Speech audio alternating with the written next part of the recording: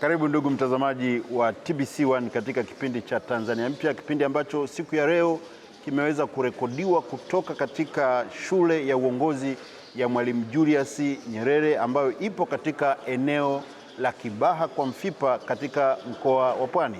Mtazamaji, tunakwenda kujikita katika dhana ya uongozi, na mada yetu ya leo tutakwenda kuangalia nafasi ya uongozi katika kuleta maendeleo ya kijamii, kisiasa na kiuchumi kwa Watanzania na hata kwa Afrika.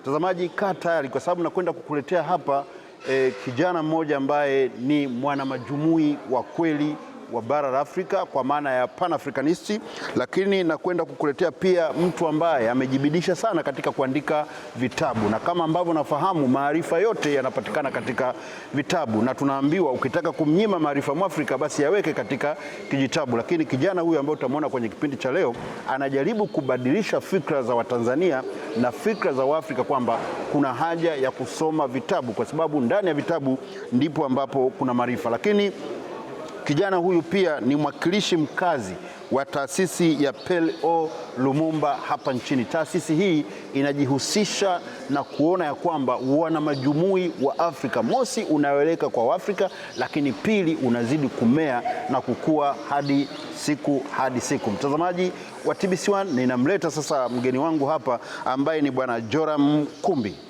Ndugu yangu, habari za leo?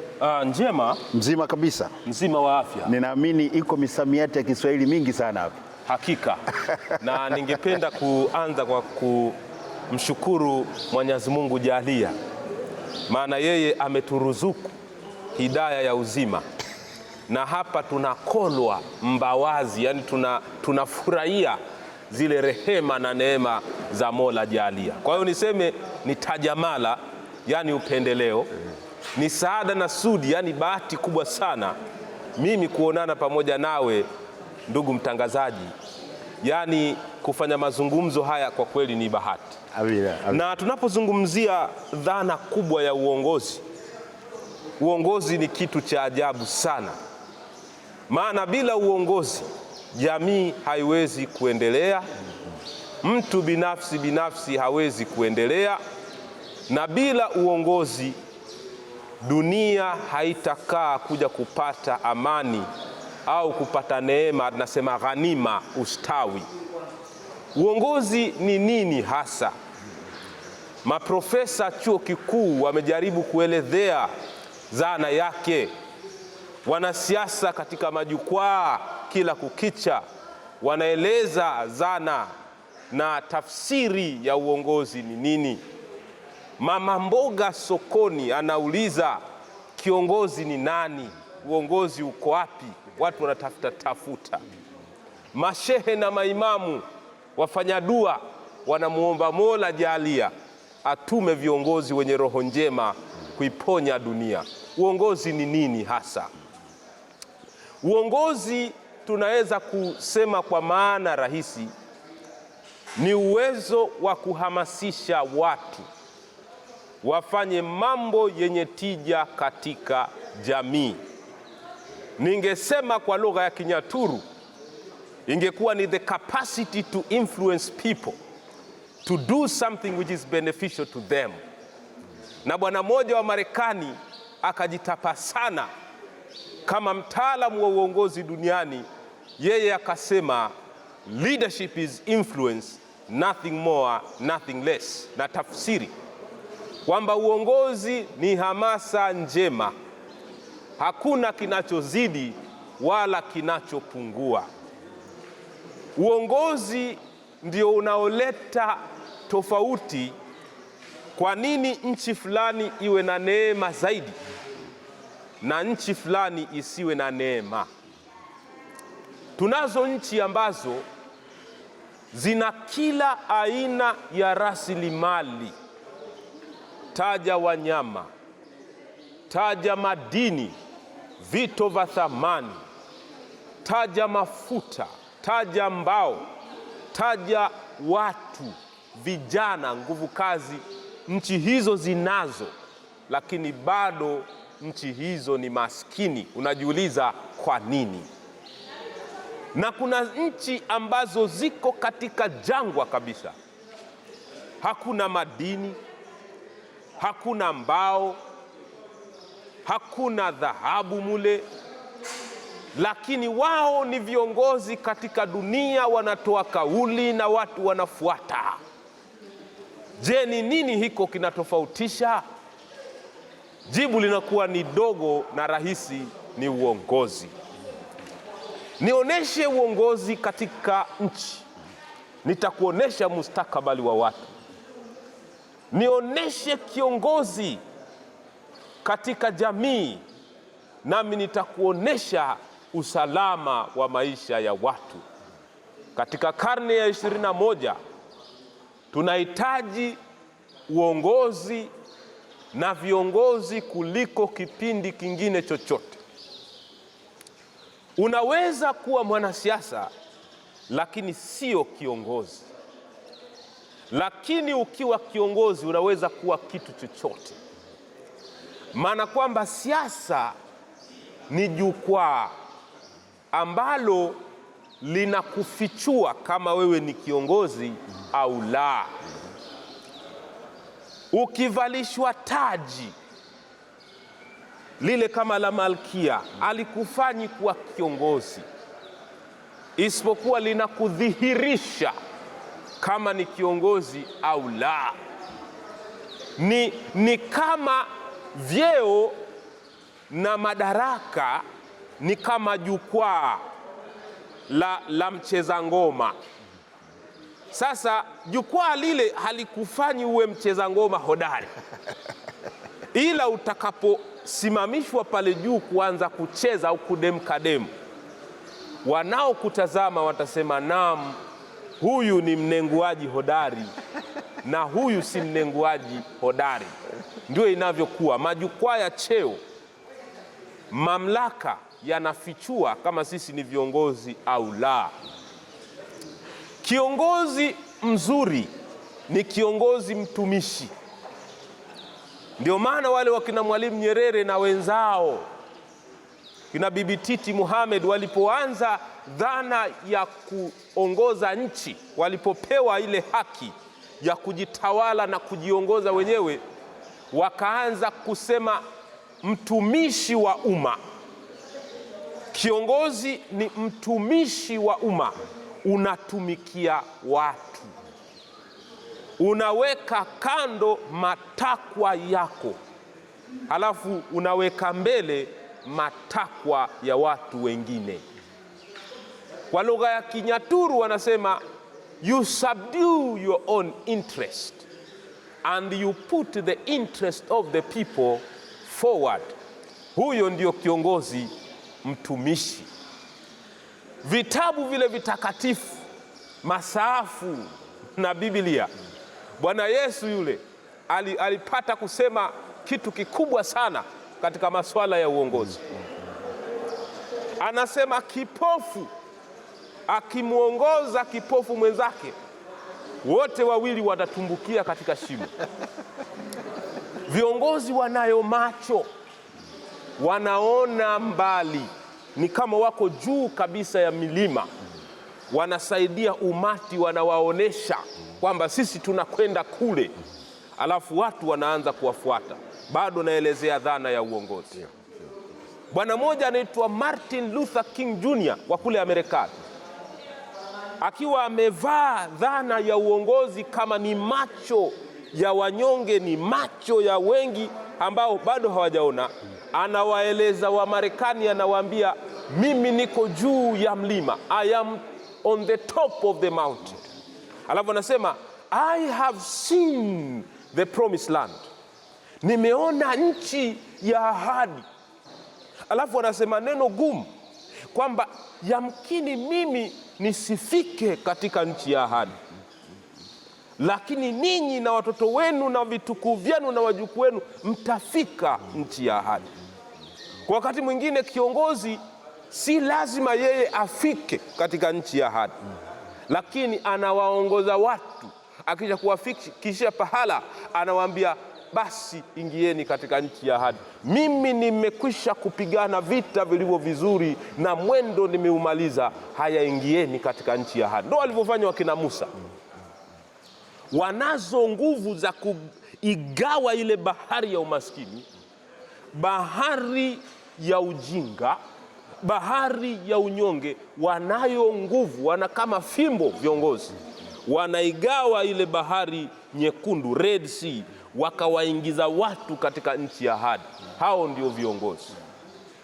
Wakati mwingine ukiwapa majukumu viongozi halisi, hawakimbilii vyeo, maana wanaona cheo ni mzigo. Hawakimbilii hata kidogo, wanaona cheo ni mzigo. Na wengine walikuwa radhi kwenda gerezani kwa ajili ya kutetea maslahi ya watu wadogo. Hao ndio viongozi, wakina Nelson Mandela. Bado naelezea dhana ya uongozi ni nini. Nelson Mandela yuko radhi afungwe miaka 27 gerezani kwa sababu ya mnyonge mama mboga sokoni, kwa sababu maskini fukarafuke ambaye hawezi kupeleka watoto wake shule, na maskini ambaye anaweza kukosa fedha ya matibabu hospitali. Yeye amekuwa mwanasheria mkubwa wa Afrika ya Kusini, lakini anaona haitoshi mimi kula mapochopocho manjari na kula kuku kwa mrija mimi, wakati kuna lundo la wa South Africa wenzangu wanateseka. Kiongozi hilo linamkera, halali kwa raha kabisa. Nelson Mandela anaulizwa, anasema, I would rather go to jail than to continue to live in this kind of oppression. Siwezi kuendelea kuishi katika aina hii ya unyonyaji. Huyo anakuwa ni kiongozi.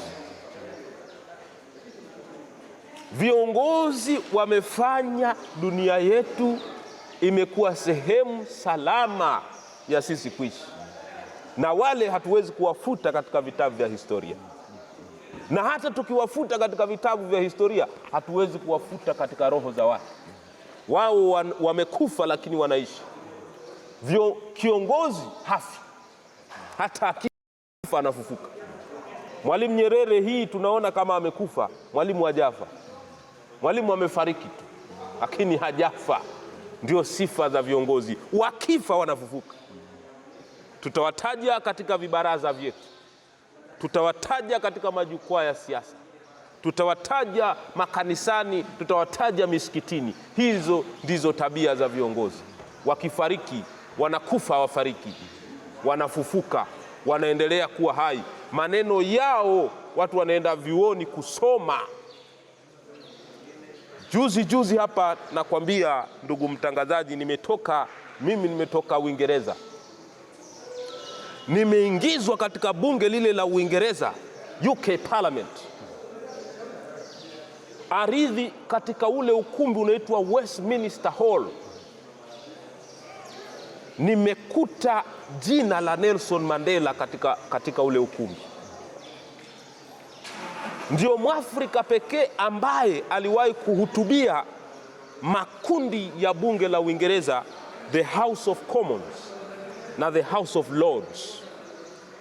Nelson Mandela wamemtengenezea kibao ardhini na sehemu aliyosimama kutoa hotuba kwa wale wazungu.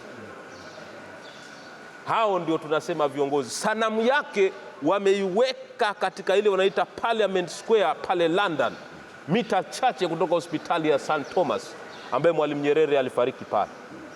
Nimeona sanamu yake, nasema Mwafrika huyu leo anatukuzwa duniani huku, na sanamu yake wamemjengea kwa sababu gani? Roho ile ya utumishi kwa binadamu. Nelson Mandela ametoka gerezani hivi, anawaambia wa South Africa, mimi nimesimama mbele yenu sio kama nabii, mimi nimesimama kama mtumishi wenu, na nayaweka maisha yangu yaliyobakia mikononi mwenu. I'm not standing here as a prophet. Na pahala pengine anasema I'm not a prophet unless if you think of a prophet as a sinner who keep on trying. Msizanie kwamba mimi ni malaika au nabii. Hao ndio tunasema viongozi. Msinizanie kwamba mimi ni nabii. Mimi si nabii wala mimi si mtakatifu. Ama kama mtafikiria mtakatifu ni mwenye dhambi ambaye anaendelea kila siku kuinuka, na akianguka anainuka. Nelson Mandela. Nasema ile hali ya kujidhili ni kama amesoma katika maandiko, anayejidhili hunyanyuliwa, hupandishwa, hukwezwa, na anayejikweza hudhiliwa. Viongozi wote walikuwa wanyenyekevu. Tumwangalie Mwalimu Nyerere, ametoka Toronto, Canada mwaka 1962. Anarudi katika chama na serikali, makada wanaanza kumuita Dr. Julius Kambarage Nyerere. Yeye alikuwa amesoma miongoni mwa Watanzania wachache wenye ile elimu kubwa, lakini anaona wenzake wanaomzunguka wale Watanzania maamuma mbumbumbu, wazungu wa reli, hawajui vitu vingi. Leo kuniita mimi dokta anaogopa, lazima ninyi muendelee kuniita mimi mwalimu. Kwa nini kunipandisha katika mlima mkubwa namna hii? Niiteni mwalimu. Anaitwa mtukufu rais, mwalimu yule mtakatifu. Watu wengine walikuwa wanamuita vile, akasema haya majina makubwa sana kwangu, mimi naomba muniite ndugu. Basi ndio kukaa kumezaliwa ile hali ya kusema ndugu Mwalimu Nyerere, ndugu Benjamini, ndugu Al-Hassan Mwinyi, ndugu zikawa nyingi. Tunaelezea dhana ya uongozi. Uongozi ni utumishi, ni kujidhili, ni kama kujilaza chini watu wapite juu yako. Unajifanya kama mdogo lakini si mdogo. Kwa hivyo tuweze sema kwamba tuwapate wapi viongozi duniani? Kuna ombwe la uongozi duniani. Ukisikia vita, kumekosekana uongozi. Watu wameshindwa kusikilizana. Katika dunia hii yenye matreni yaendayo kasi, sayansi na teknolojia, uvumbuzi mkubwa, bado binadamu hawezi kuishi vizuri na binadamu mwenzake. Hilo ni tatizo la kiuongozi. Uongozi unawaleta watu waliokuwa wametofautiana kuwa kitu kimoja. Uongozi unaleta maelewano na maridhiano. Uongozi unaondoa maumivu. Uongozi unaleta amani. Kwa hivyo, kwa sababu tuna matatizo duniani, hiyo inaonyesha kuna ombwe la uongozi. Na wakati mwingine shuleni hatufundishwi barabara mambo haya ya uongozi. Ndio maana hatuondoki katika matope haya. Kama tungekuwa tuende mbali Afrika, tunahitaji aina mpya ya viongozi ambao wanaitwa viongozi wana mageuzi, viongozi wana mapinduzi, viongozi watumishi. Na nikirejea masafu pia, kuna kipindi fulani wanafunzi wale thenashara wanamwambia bwana mkubwa Yesu. Wao kwanza wameanza kubishana sana, wanataka wajue nani ni mkubwa katikati yao. Basi wakataka mpaka kupigana wale watu. Bwana mkubwa akawaambia jambo: yoyote anayetaka kuwa mkubwa lazima awe mtumishi, na yeyote anayetaka kuwa wa kwanza lazima awe mtumwa. Uongozi una mambo haya mawili, utumishi na utumwa. Ukisha kuwatumikia, ye mwenyewe anasema pahala, msidhani kwamba mimi nimekuja kutumikiwa. Dhana ya uongozi, mimi nimekuja kutumika na kuyatoa maisha yangu kama sadaka. Hiyo ni dhana ya uongozi. Asante sana Comrade Kumbi. Nasema asante kwa sababu kwa hakika dhana ya uongozi ni pana sana. Na mimi nasema asante kwa sababu fursa kama hii, ndio vijana wa leo waweze kujifunza kwamba uongozi si lele mama. Sio lele mama. Unapokuwa kiongozi, ya kwako yaweke mgongoni, ya unaowaongoza yaweke mbele. Hakika. Sasa kwa sababu tunataka kujifunza juu ya dhana ya uongozi, na tuko katika shule ya uongozi ya Mwalimu Julius Kambarage Nyerere ambaye hajafa. Ndio. kwa kuwa kwamba anaishi katika sisi kabisa. Na hata sababu ya kuweka jina hili ni katika kuona kwamba aina gani ya uongozi ambao alitupatia. Sasa nataka tuwasome Deng Xiaoping ambaye ni kiongozi mwanamageuzi wa China, lakini Mwalimu Julius Nyerere, Chairman Mao Zedong, Nelson Mandela umekwisha mzungumzia, Captain Thomas Sankara, na watu kama hawa. Aina ya viongozi hawa unadhani umejifunza walikuwa na aina gani ya uongozi na kipi kiliwasaidia kuweza kuwafikisha watu na mataifa yao pale walipoweza kuwafikisha? Vizuri kabisa. Mara nyingi tunapozungumzia viongozi wa aina hii na tukawatukuza, hatumaanishi kwamba walikuwa malaika. Hiyo dhana inatakiwa ieleweke. Hata wenyewe hawakukiri kwamba walikuwa malaika, lakini jambo kubwa walilolionyesha kwamba binadamu mmoja anaweza kuwatumikia binadamu wengine kwa moyo mkunjufu. Binadamu mmoja anaweza kutatua matatizo ya watu wengine katika njia endelevu sana. Tumzungumzie kwa mfano mtu kama Chairman Mao, namna alivyokuwa na maono juu ya China mpya na matatizo ambayo walikutana nayo. Misingi na maneno aliyoyatamka yamekumbatiwa na chama chake cha CPC. Ukienda katika vyuo vikubwa sana vya China, utakuta maneno yameandikwa katika herufi za Kichina, lakini maana yake ni kwamba maana yake yale maneno kwenye vyuo vyao vingi, usizungumze kama hauna tafiti. Maneno yale yanamaanisha seek truth from fact and avoid empty talks. Hayo maneno aliyasema Chairman Mao.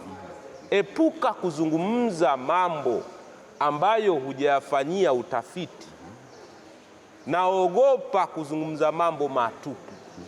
Sasa yale wameyachukua yamekuwa ni kama falsafa ya chama. Unaona, maneno yanawapa mwongozo nchi ya China.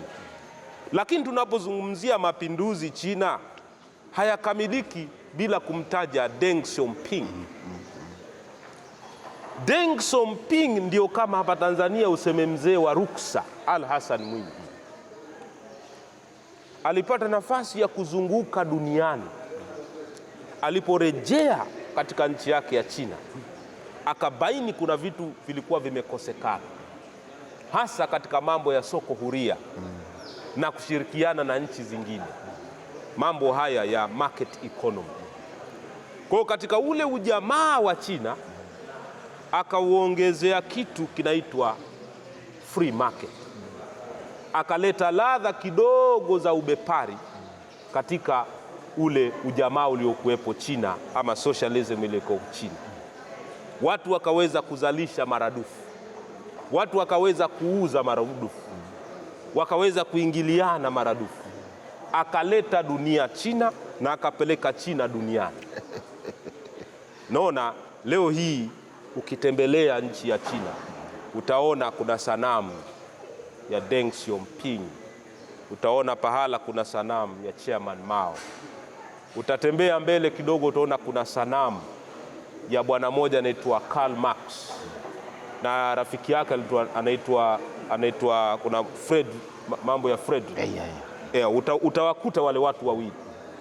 Maana kwamba China hasa Beijing, ukitembea kidogo unaona majengo ya kisasa, haya wanaita ma skyscraper. Unatembea mbele kidogo unaona matempo, mahekalu ya kale. Ni kama China ya zamani inaishi pamoja na China ya kisasa.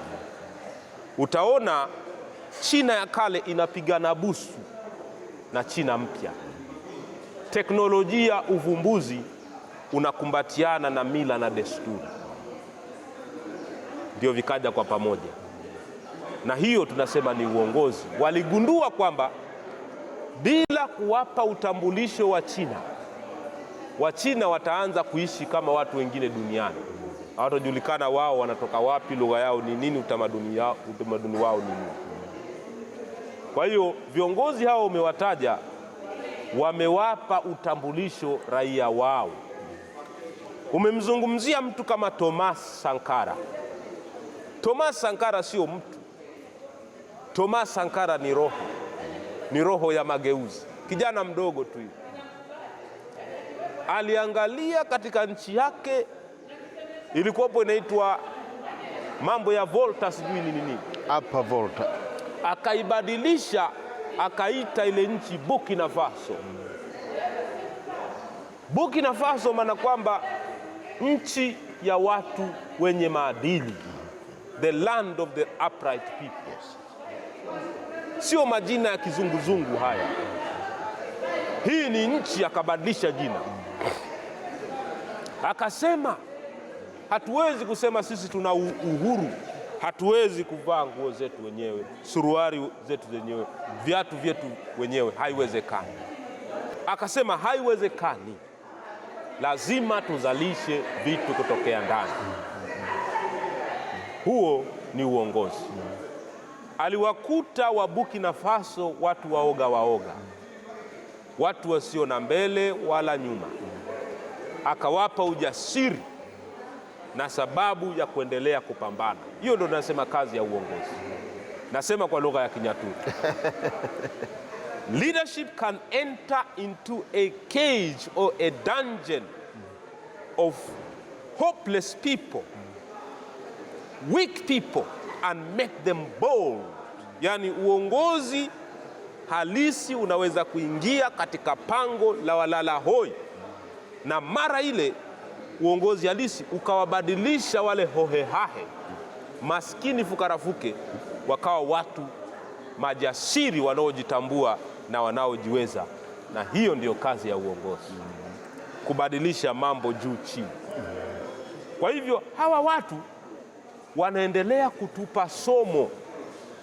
Hawa watasimama kama manabii siku ile ya mwisho, kusema kwamba hawa walikuwa binadamu, lakini kwa kweli walitoa maisha yao kama sadaka kwa ukombozi wa umma.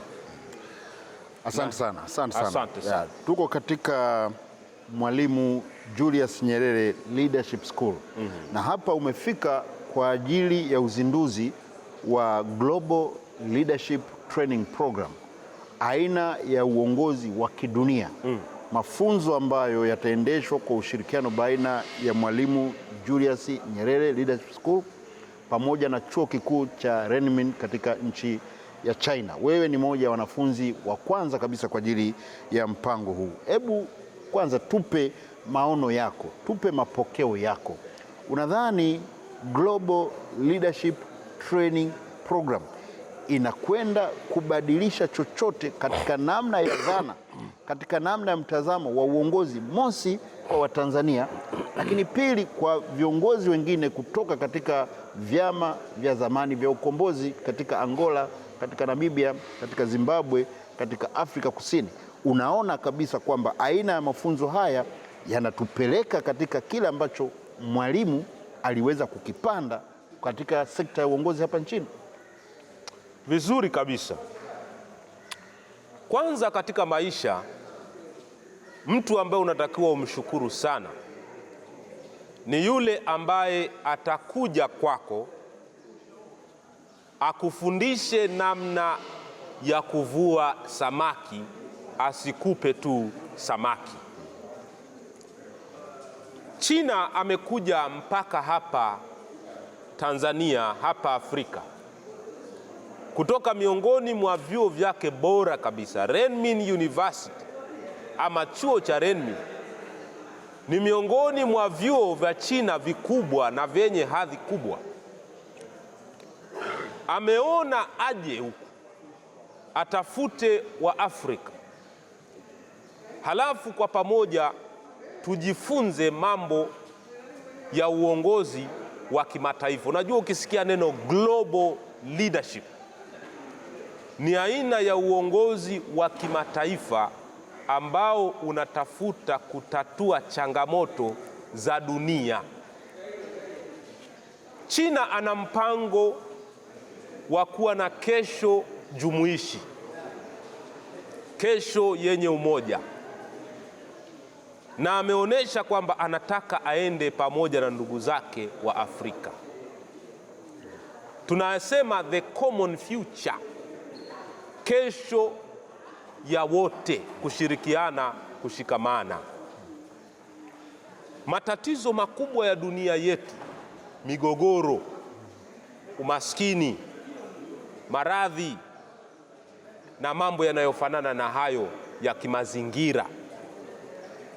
Global Leadership School, shule ya uongozi wa kimataifa, katika chuo hiki tunatafuta kutatua matatizo sugu yanayowakumba binadamu, sio tu Afrika, dunia nzima.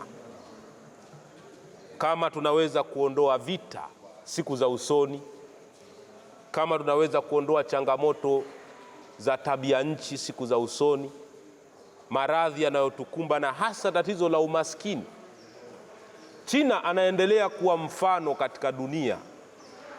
Ndani ya miaka michache ameweza kuinua wananchi wake milioni 800 na kuwaingiza katika kipato cha kati, middle income, kuwatoa katika umaskini wa hali ya chini unaitwa absolute poverty, akawatoa akawaingiza katika kipato cha kati watu milioni 800.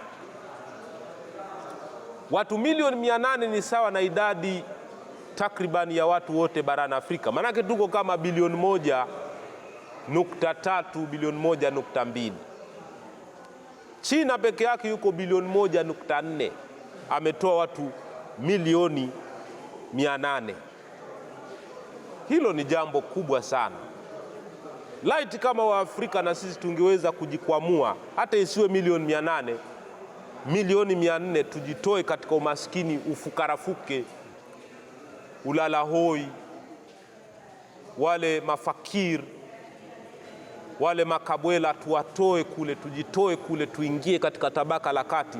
Hiyo ni kazi kubwa, na hiyo ni kazi ya uongozi. Kwa hiyo tunadhani kwamba China anazo nyenzo, China ana uhuru zaidi katika mambo ya akili mnemba ama artificial intelligence, katika mambo ya viteknolojia vidogo vidogo vyenye kufanya mageuzi makubwa sana, inaitwa nanotechnology, katika mambo ya hizi akili ndogo ndogo za kwenye simu au kompyuta wanaziita microchip. China ameweza kuwa sasa hivi na microchip ambayo inaweza kufanya kazi mara 8 zaidi, mara 64 zaidi ya microchip za kawaida hapa duniani. Katika mambo ya usafiri na uchukuzi, China na treni zinazokwenda kasi kama spidi ya sauti au spidi ya mwanga. Dakika moja huoni tena. Tunahitaji aina hiyo ya usafiri, na China atatupa mwongozo katika namna hii ya shule. Kwa hivyo huyu ni rafiki wa kuenda naye, na China anaheshimu ule urafiki ambao ulianza miaka 1950. Ndugu mtangazaji, urafiki huu umedumu kwa miaka na mikaka. Nakumbuka ilikuwa ni Februari mwaka 1965. Mwalimu Nyerere alitoka hapa akaenda Beijing, China. Katika mazungumzo mengi waliofanya, alikopo ana haja Mwalimu ya kuwa na reli ambayo ingeweza kuunganisha Tanzania na nchi zingine za kusini mwa jangwa la Sahara, Southern Africa. Kwa sababu kipindi kile hizi nchi za kusini mwa jangwa la Sahara zilikuwa zinaonewa na utawala dhalili, utawala wa kichakaramu wa Afrika ya Kusini ambao ulikuwa ni wa makaburu, pamoja pia na South West Africa au Namibia. Mwalimu akamwambia Chairman Mao, nina haja ndugu yako, naomba unijalie tupate reli tuondoe huu tegemezi. Ndio maana ile reli inakuja kuitwa reli ya uhuru, railway freedom. Chairman Mao akamwambia Mwalimu Nyerere, ama kwa hakika sisi tuna matatizo yetu, bado hatujatatua matatizo yetu, lakini matatizo yetu hayafanani. Sisi tuko radhi tukusaidie wewe, hata kama matatizo yetu tutakuja kuyashughulikia baadaye. Kama ni reli baba, umepata. Mwalimu akapata reli tangu kipindi kile. Reli ile ikawa ni reli ya uhuru, inaitwa TAZARA, Tanzania Zambia Railway Line, TAZARA. Mpaka sasa bado inafanya kazi, na Wachina wanadhamiria kuifufua na kuifanya iwe katika viwango vya SGR. Kwa hivyo unaweza kuona huyu ni rafiki, kama Waswahili wanasema, akufaaye kwa dhiki ndio rafiki. Tena Mwalimu kuomba reli hakuanzia China. Mwalimu alianzia Ulaya, akenda tena hadi magharibi kwa Marekani, akawaeleza haja ile ile. Wamarekani kipindi kile wakamwambia kwa lugha ya Kinyaturu, if you want a railway from Tanzania to Zambia, the railway must go through Zanzibar. Sasa hiyo ni kauli ya kifalsa. Unataka reli ya kwenda Zambia, ya kwenda kusini huko, hiyo reli lazima ipitie Zanzibar. Maana kwamba tupe sisi Zanzibar, tukupe wewe reli. Maana nipe nikute, nikune hapa nami nikukune pale. Ndio urafiki wa kibepari. Huli isipokuwa umeliwa. Lakini Wachina hawakuwa na hiyo, walionana kama ni ndugu. Kipindi kile walikuwa wanasema solidarity forever. Tuungane kwanza, sisi wadogo tunaonewa. Sisi tukiwa imara hivi kwa umoja wetu huu, umoja ni nguvu. Kidole kimoja hakivunji chawa, tutaweza kukabiliana na ubaya wa haya mataifa makubwa makubwa. Kwa tulionana hivyo. Kufupisha habari hizi, tukapata reli. Lakini na sisi wa Afrika hatukuishia kuwa katika sehemu ya kupewa tu. China mwaka 1950 walipoteza kiti chao cha uwakilishi katika Umoja wa Mataifa. Sasa sisi tukabahatika tukapata bwana moja anaitwa Salim Ahmed Salim. Anafanya kazi huko Umoja wa Mataifa, UN. Miaka ya 1960 mwishoni kuendea 70 akaanza jitihada ya kuwasemea China, wanaita kulobu. Kama unapita hivi njia fulani hivi, unakaba watu koo, ndo malobist wanajulikana. Unafanya mipango hivi, mipango ya chini hivi, kulitaka jambo fulani. Ilipofika mwaka 1971 China wakapata tena kile kitu walichokipoteza, wakarudi katika ile wanaita Global Assembly kwa jitihada pia ya Salim Ahmed Salim. Kwa hivyo urafiki wetu ukaendelea kuwa urafiki wa damu, urafiki wa kushiba na kushibana. Asante sana Joram Kumba kwa maelezo mazuri kabisa. Mtazamaji wa TBC1, unaangalia kipindi cha Tanzania Mpya, na hapa kusaidia tu lile ambalo amelieleza hapa Comrade Joram Kumbi ni kwamba kwa hakika hicho alichokisema ndivyo ilivyokuwa. Baba wa Taifa Mwalimu Julius Kambarage Nyerere akiwa na ujumbe wake katika nchi ya China, katika kutembelea maeneo kadhaa, alikutana na umaskini wa kutisha kiasi ambacho ilifika mahala akasita kupeleka lile ombi kwa mwenyekiti Mao, mpaka ikabidi wasaidizi wake wamwambie, wewe zungumza, kama kukupa watakupatia. Hakika historia inajieleza kama alivyosema Nkumbi hapa, na sisi kupitia Jamhuri ya Muungano wa Tanzania chini ya uongozi wa Baba wa Taifa Mwalimu Julius Kambarage Nyerere na balozi wa Tanzania pale katika Umoja wa Mataifa Dr. Ahmed Salim Ahmed, kwa hakika ilifanyika kazi kubwa sana ya kulobi katika jukwaa la kimataifa kuona kwamba China inawapoka Taiwan ule uwakilishi wa China katika Umoja wa Mataifa. maana mabeberu walikwisha kuipa Taiwan ya leo uwakilishi wa nchi ya China, wakati Taiwan ni kisiwa na ni Wachina wadogo, tena Wachina ambao ni waasi. Tunaelekea ukingoni mwa kipindi cha Tanzania Mpya. Comrade Kumbini, tuangalie jambo moja. Ndio. Tunaangalia uongozi, dhana ya uongozi na namna ambavyo dhana hii ama inaweza kusaidia jamii kuweza kupambana na mazingira na kupata maendeleo ya kiuchumi na kiteknolojia, lakini pia dhana hii inavyoweza ikaumiza jamii hiyo hiyo. Miaka ya 60 maendeleo ya kiuchumi na kiteknolojia ya China na Afrika hayakuwa tofauti sana. Ndio. Lakini leo tunavyozungumza, takriban miaka 70 baada, China imekwenda mbali sana kiuchumi na nchi za Kiafrika zimebakia pale pale. Nini unadhani ambacho kimeifanya China iweze kupata mafanikio makubwa ya kiuchumi, kijamii, kisiasa na kiteknolojia, huku bara la Afrika likiwa bado linatambaa katika maeneo hayo? Kuna dhana mbalimbali au kuna sababu mbalimbali ambazo yamkini zimefanya Wachina kuwa hapo walipo. Lakini Wachina wana kitu kinaitwa kwa lugha ya Kinyaturu tena the silent revolution. Mapinduzi ya chini kwa chini. Umeshawahi kuona chumvi inavyofanya kazi? Haipigi kelele, lakini itachachusha na kutia ladha chochote itakachokutana nacho. Umeshawahi kuona mwangaza unavyozuka wa jua la asubuhi? Haupigi kelele, waja kushangaa tu pamekucha. Umeshawahi kuona amira inavyofanya kazi? Haipigi kelele, waja kuona kitu kimefumuka. Hiyo au huo ndio aina ya uongozi wa China. Kama hawazungumzi, utaona mambo yanaibuka. China waligundua wanahitaji teknolojia iwapeleke pahala.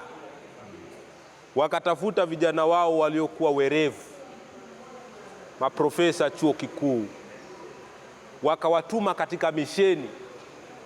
Enendeni magharibi ya mbali, enendeni Ulaya, tuleteeni siri za hao wenzetu wanafanyaje.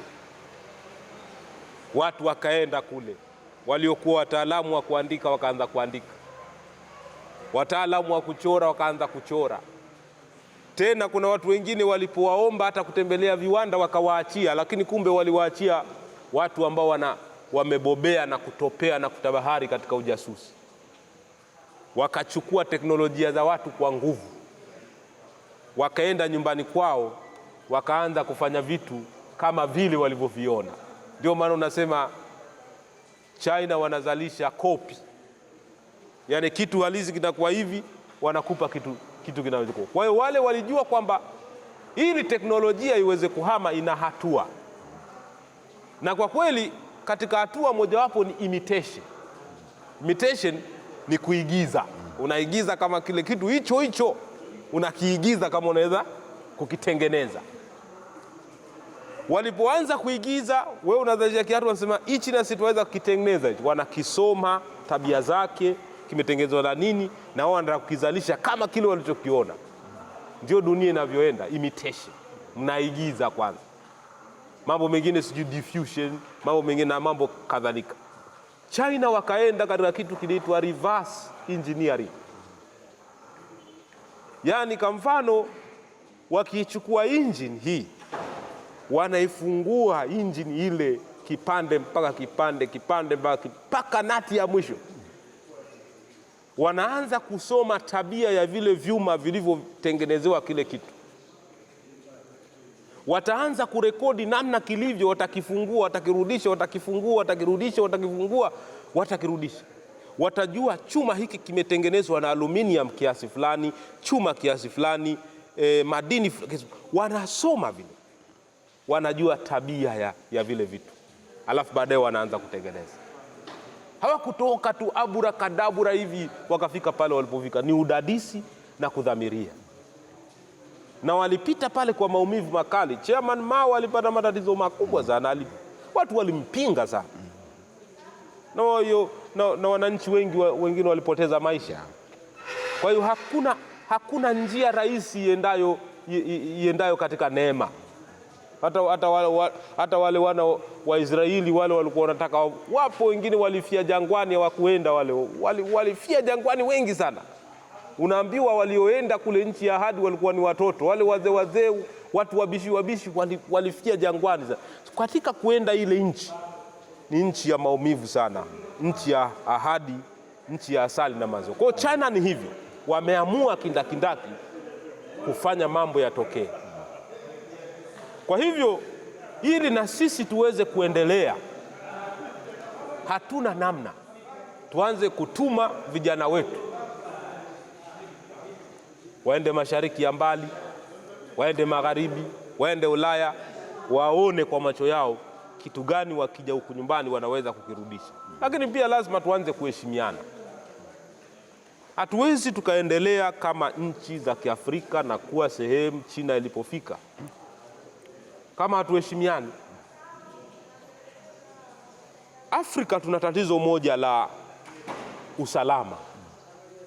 Tunapozungumzia usalama wa mtu, usalama baina ya nchi kwa nchi. Lakini China wana watu bilioni 1.4. Unajiuliza, hivi kana kwamba kweli hawa watu ni waungwana kiasi gani wasiibiane hivi, wasiporane au wasibishe? Watu bilioni 1.4, Afrika yenyewe tuko bilioni 1.2. Kwa nini wasibishe basi? Wasiibiane, maana ni wengi. Ukisema uwafunge gerezani, utafunga gereza gani hilo? Wangapi utafunga wale gerezani? China wakagundua kwamba tusipokuwa na teknolojia hawa watu watatushinda. Kwa hiyo wameleta hii kitu inaitwa facial recognition. Wanachanganya na mambo ya AI. Alafu kuna kitu kinaitwa surveillance. Unafuatiliwa kwa kamera. Unapotoka nyumbani kwako unaanza kufuatiliwa. Utaacha kufuatiliwa utakapoingia nyumbani kwako. Ukienda katika vituo vya treni utakuta kuna kamera kubwa pale. Unaingia, unatoka. Ukienda kwenye duka pala fulani pauma na nini, barabarani na wapi, kuna hizo. Kwa hivyo taarifa zako zinarekodiwa kutoka kwako kuingia kwako. Ukifanya makosa unawapa sababu kuingia katika mitambo na kuangalia mwenendo wako wa wiki, mwenendo wako wa mwezi, mwenendo wako wa mwaka. Kama unafanya kitendo kiovu, mashine zile zitakuumbua. Kwa hiyo ndio maana unasikia watu wanasema ogopa Mungu, ogopa teknolojia. Kwa hiyo wale wamejua kutumia teknolojia katika usalama wao. Watu waungwana tu, sio kwa sababu ya tabia za kibinadamu. Unalazimishwa kuwa muungwana kwa teknolojia, kwa science. Asante sana, tunakwenda ukingoni. Nataka nikupe fursa. Ndio. Hapa nimekuwa na kuuliza maswali na kujibu. Ndio. Lakini inawezekana katika kuuliza maswali lipo jambo litaka kulizungumzia na mimi sijaligusia kwako. Ndio. Nafasi ndio hii sasa, lizungumze hilo kwa manufaa ya watazamaji. Turudie maneno ambayo aliyasema Mwalimu Julius Kambarage Nyerere, kwa sababu tunazungumzia mambo ya uongozi. Maneno aliyoyatoa baba wa taifa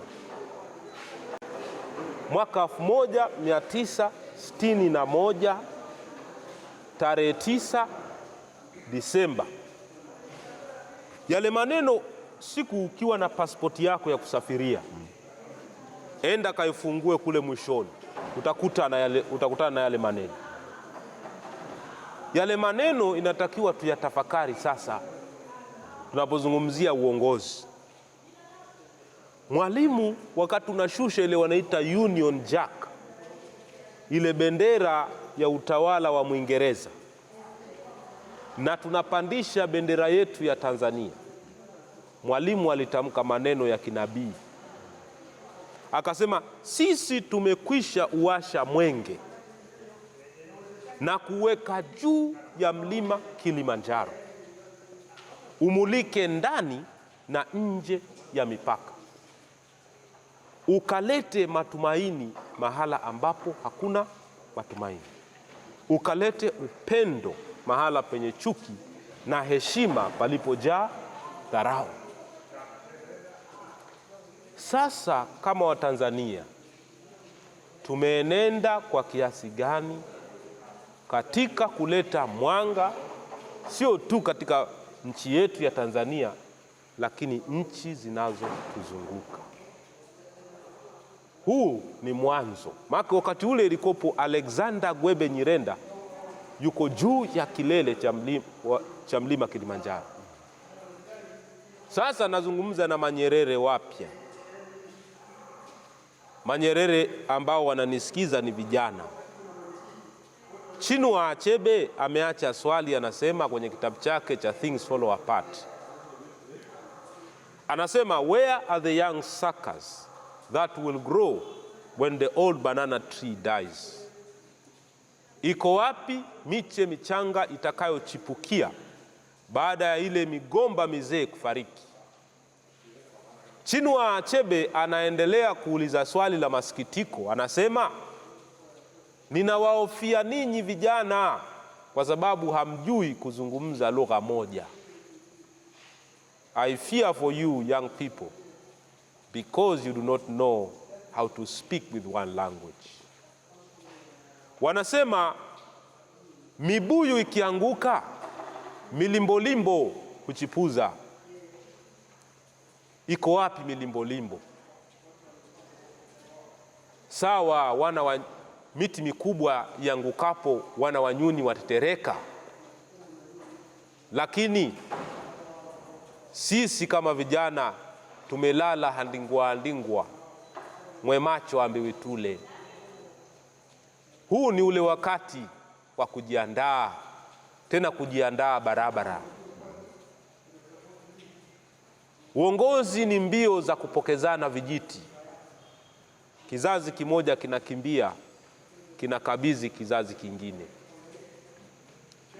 Lakini hata katika ulimwengu wa riadha, usipokuwa na mbio na kasi huwezi kukichukua kile kijiti, na timu yako haiwezi kushinda. Lazima ukimbie. Mtaka cha uvunguni sharti ainame. Tuwe mabalozi wazuri wa upendo. Nawe na kuona unataka kubadilisha dunia, lakini anza kwa kusafisha chumba chako. Kiweke chumba chako katika utaratibu na ustaarabu. Fagia ua wako pale nyumbani, okota zile taka. Sasa toka nje, enda ukabadilishe dunia. Anza kwanza kwa kuwapenda watoto wako mwenyewe, mke wako mwenyewe. Toka nje, nenda kazungumze mambo ya kubadilisha dunia. Kama huwezi kuparekebesha hapa, kweli wewe utaweza kurekebesha kule. Go love your mother. Enda kampende mamako, mpende bibi yako, mpende jirani yako. Sasa njoo tuzungumze juu ya kubadilisha dunia. Hatuwezi kukitoa kibanzi katika jicho la mwenzetu wakati sisi tuna boriti. Uongozi ni kitu binafsi kwanza. Leadership begins here. It begins with your heart. Change your heart first. Badili moyo wako, badili fikra yako. Kwanza uwe na fikra tunduizi, fikra zenye uketo. Hii iwe ndio project yako kabambe. Jipe miaka 5, miaka 6, badili kwanza hii, alafu mambo mengine yatafuata. Maana mwili ni mtumwa wa fikra. Fikra yako ikiwa chafu, fikra yako ikiwa duni, hauendi popote. Ndio maana yule mwanafalsafa wa Uingereza anaitwa Rene Descartes anasema cogito ergo sum. Anasema I think therefore I am. Nafikiri ndivyo ninavyoendelea kuishi. Binadamu ni kiumbe cha fikra. Binadamu akiacha kufikiri anafanana na Foucault, anafanana na Nguchiro. Tukiacha kufikiri barabara, basi tunaanza kufanana na wanyama wengine wa msituni. Lakini ingawaje ukweli haubadiliki, bado tunaongozwa na ile sheria ya kwenye msitu. Inasema the law of the jungle, survival of the fittest and the dying of the least suitable. Kwamba hii dunia hii, sheria ya msitu inafanya kazi. Wale wanyama dhaifu wanaliwa na wanyama wenye nguvu. basi lazima ujipambanue sana. We are in a school of hard knocks. Hii ni shule ngumu sana, inaitwa maisha, na sisi lazima tuwe wanafunzi wa maisha. Wabadu wakatabahu fakir. Langu jina ni Joram Kumbi, na yuka huku nikiweseka kiwendo wazimu ulumbi kila pahala. Naam. Asante sana Joram Kumbi kwa salamu na kwa kuaga watazamaji wako. Mtazamaji wa TBC1, tunahitimisha kipindi cha leo, na kwa hakika ninaamini umeweza kupata maarifa mapya, umeweza kupata fikra mpya juu ya dhana ya uongozi. Lakini pia Bwana Joram Kumbi amekuwa kama mhamasishaji kwako wewe, akikwambia kwamba binadamu ni kiumbe wa kufikiri. Unapoacha kufikiri, basi wewe una tofauti na mnyama wote wa mwituni. Lakini kubwa zaidi, anasema ukitaka kuibadili dunia, ukitaka kuongoza taifa lako, anza kwanza kubadilika wewe mwenyewe, anza kubadilisha familia yako na wale wanaokuzunguka, alafu toka sasa, nenda kafanye hicho ambacho unataka kukifanya. Asante sana Joram Kumbi, tunafika mwisho wa kipindi cha leo. Mtangazaji wako Lugenzi Kabale nasema kwa heri kwa sasa.